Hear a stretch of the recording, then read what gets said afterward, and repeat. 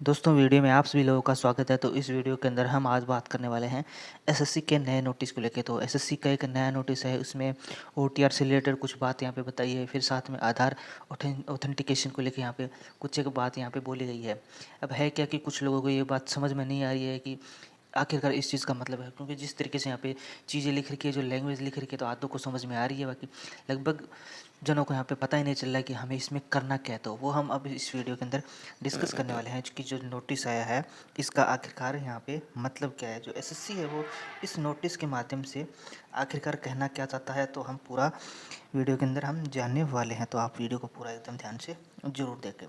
सबसे पहले अगर मैं डायरेक्ट लेके चलता हूँ आपको नोटिस पे कि नोटिस इसमें बोल क्या रहा है, हम हिंदी में देख लेते हैं। जैसे यहाँ पे लिखा है कि सूचित किया जाता है कि 2025 की परीक्षा चक्कर में अर्थात 2 जून 2025 से वन टाइम रजिस्ट्रेशन आधार सक्षम होगा। इसके अलावा 9 मई 2025 को जारी वार्षिक परीक्षा कैलेंडर के संबंध में यह सूचित किया जाता है कि मौजूदा वन टाइम रजिस्ट्रेशन फॉर्म को संपादित करने का विकल्प केवल 31 मई 2025 तक ही दिया जाएगा। अब इसको हम करेक्ट करते हैं, इसका मतलब क्या है। तो होता क्या था, पहले एसएससी ने क्या किया था, अपनी वेबसाइट चेंज की थी। पहले इसकी थी ssc.nic.in, फिर इसको बदल के ssc.gov.in किया था। उस टाइम क्या है, बहुत सारे कैंडिडेट ने यहाँ पे दोबारा रजिस्ट्रेशन किया था। तो जो रजिस्ट्रेशन किया था वही ओटीआर है, one time registration. One time registration का मतलब क्या है कि आप एक बार रजिस्ट्रेशन कर लेते हैं, अपनी जो बेसिक डिटेल है वो यहाँ पे फिल कर देते हैं, जैसे नाम वगैरह, डेट ऑफ बर्थ है, एजुकेशन क्वालिफिकेशन, वो सारा का सारा फिल कर देते हैं।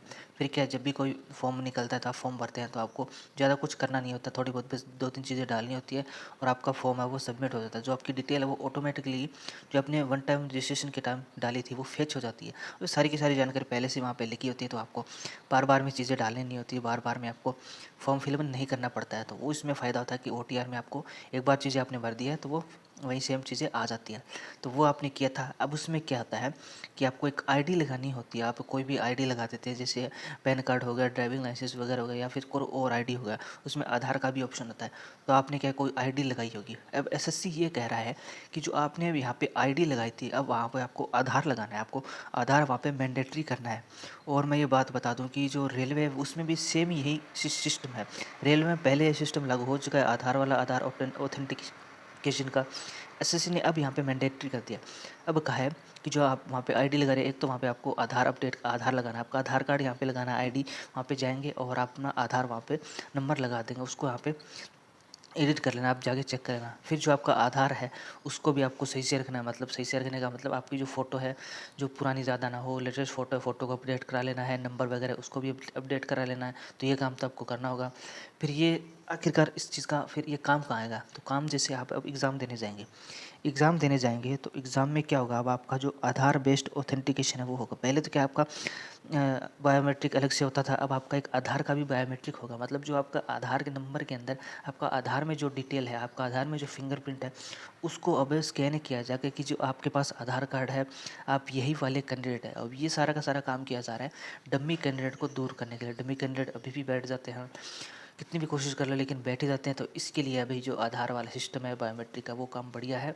ये काम रेलवे पहले से ही कर रहा है। अगर आप रेलवे का एग्ज़ाम कभी आपने पहले दिया है तो आपको इसमें चीज़ें आपको पता होगी कि किस तरीके से काम करती है। तो आपको ज़्यादा कुछ घबराना नहीं है, बस आपको आधार की डिटेल फिर वहाँ पे कर देनी है, आधार को अपडेट करवा लेना है। जब आपका एग्ज़ाम होगा उस टाइम आपका जो आधार वेरिफिकेशन है वो होगा, आपका आधार की जो फिंगरप्रिंट है आपका वो वहाँ पे लगेगा, और साथ में आपको अपना आधार है उसको अनलॉक भी करवा लेना। बहुत सारे कैंडिडेट को पता ही नहीं होता है कि हमारा आधार यहाँ पे लॉक्ड हो चुका है, बायोमेट्रिक लॉक्ड हो चुका है। उसमें क्या होता है, बायोमेट्रिक लॉक रहता है, वो कुछ टाइम के लिए खुलता है, फिर दोबारा ऑटोमेटिकली लॉक हो जाता है। तो वहाँ पे वेरिफिकेशन के टाइम में दिक्कत आती है। तो आप अपना ये जो सिस्टम है वो अनलॉक करवा लें। अगर आपको नहीं पता है तो भी आप एक बार चेक ज़रूर करवा लें, ताकि आपको पेपर हो उसमें दिक्कत का सामना करना ना पड़े। तो बस खाली यही काम होगा। और ये जो सिस्टम है आधार वाला, अभी जो 2 जून को पेपर होगा उसमें लागू होगा। मतलब 2 जून वाले पेपर में लागू होगा कि किस तरीके से आपका आधार वेरिफिकेशन होगा। बाकी वहाँ पे पता चल जाएगा।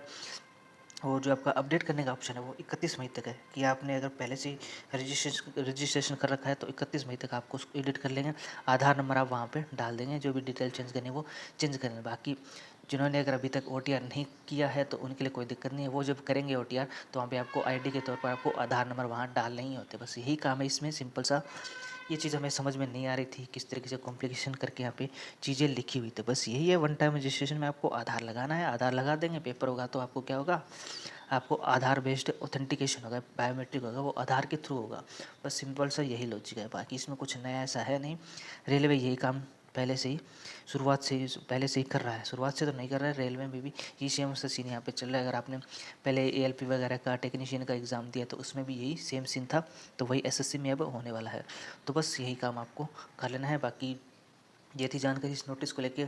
आई होप कि आपको सारी की सारी जो चीज़ें थी वो क्लियर हो चुका है, अब आपको कोई इशू है नहीं। फिर भी अगर कोई इशू बच जाता है तो आप लोग कमेंट कर सकते हैं, और जानकारी अच्छी लगी है तो आप लोग चैनल को सब्सक्राइब कर सकते हैं। तो धन्यवाद, मिलते हैं नेक्स्ट वीडियो में।